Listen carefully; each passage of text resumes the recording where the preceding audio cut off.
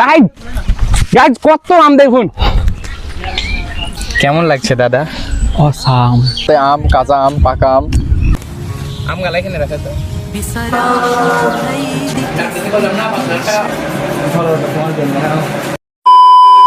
দর্শকবৃন্দ, আজকে আমার বাগানে সব বাইরের জেলা থেকে ওর অতিথিবৃন্দরা এসেছে, আমার কলেজের জুনিয়ররা এসেছে। পিছনে দেখতে পাচ্ছেন আমার জুনিয়র ভাইরা বসে আছে, তাদের সাথে একটু কথা বলবো। ভাইরা কোথা থেকে এসেছে? আসসালামু আলাইকুম ভাই। ভাইয়ের নাম? শিহাব। ভাইয়ের সাথে পরিচিত হয়েছে। ভাই সিয়াব ভাই এসেছে। সিয়াব ভাইয়ের বাসা কোথা থেকে? নাটোর।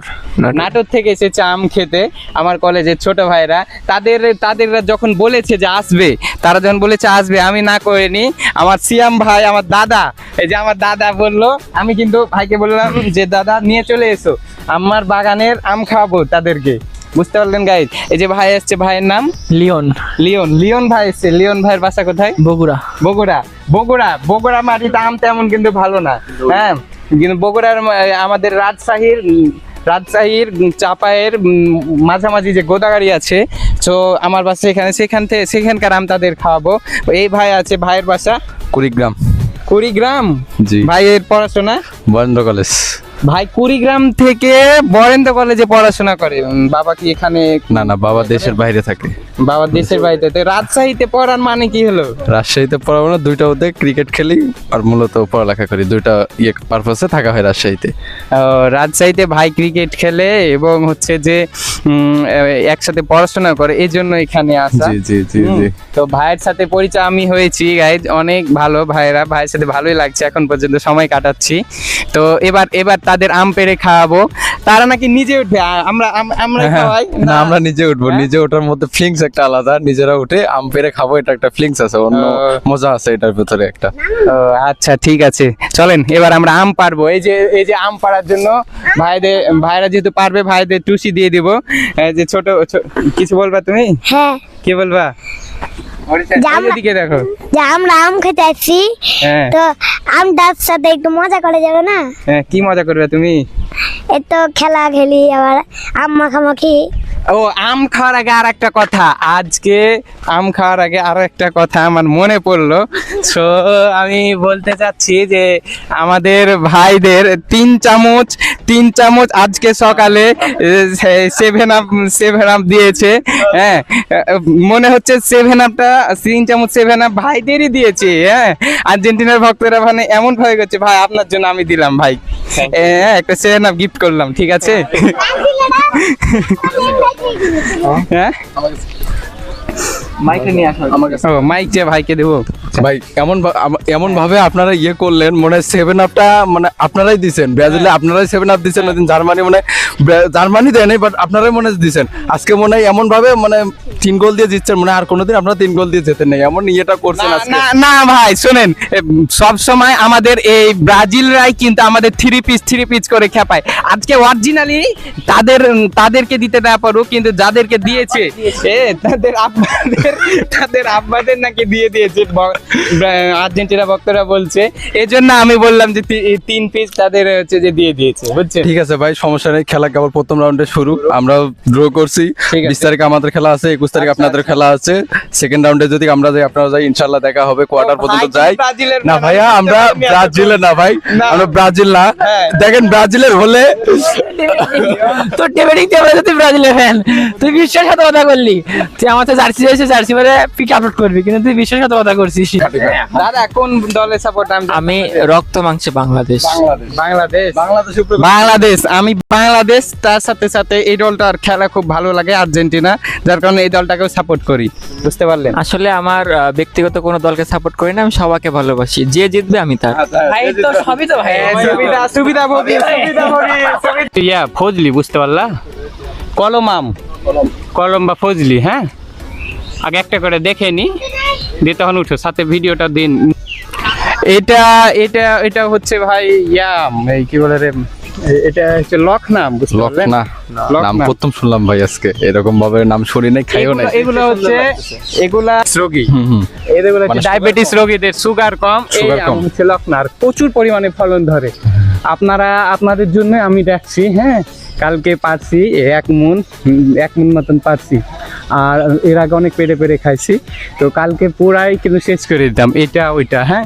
আপনাদের জন্য আমি হচ্ছে এটা রাখছি আর হচ্ছে কিছু আম রাখছি হচ্ছে যে ন্যাংরা, বুঝছেন তো? ঠিক আছে, আর চলেন এবার ন্যাংরাটা দেখাই। এইটা ন্যাংরা, তবে বেশি আম নাই। মাছ হয়ে যায়। বান্দর। ঠিক আছে, তুই পারবি। এ দাদা তুমি চেয়ার নিয়ে কি করছো দাদা? গাছে উঠতে যাচ্ছি কিন্তু আমার খুব ভয় লাগছে, এখনো বিয়ে করিনি। এ দাদা বিয়ে করেনি কিন্তু দাদা আসলে গাছে উঠতে যাচ্ছে। গার্লফ্রেন্ড রাগ করবে যদি করে যে হাত পা ভেঙে যায়। আহারে, ওঠে অনুভূতিটা যদি বলো দর্শকদের একটু অনুভূতি। আজকে প্রথম আমি জীবনে গাছে উঠলাম।